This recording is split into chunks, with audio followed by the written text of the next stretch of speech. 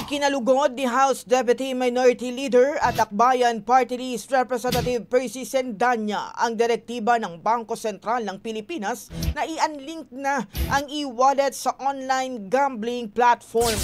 Ayon kay Sendanya, welcome ang hakbang na ito ng BSP lalo't siyang may akda ng kontra-isugal bill sa Kamara. Ang pagtanggal sa ugnayan ng e-wallet at online gambling ay may tuturing anyang bakuna sa lumalalang gambling epidemic sa bansa. Iginiit din ng kongresista na ang utos ay tagumpay para sa mga Pilipino, partikular ang mga pinahirapan ng mapanuksong e-gambling.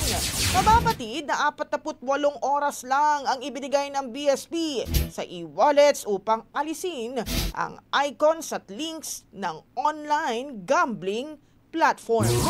Ang bahaging ito ay hatid sa atin ng NutriCleanse Herbal Capsule. Linis tiyan, sexy tiyan.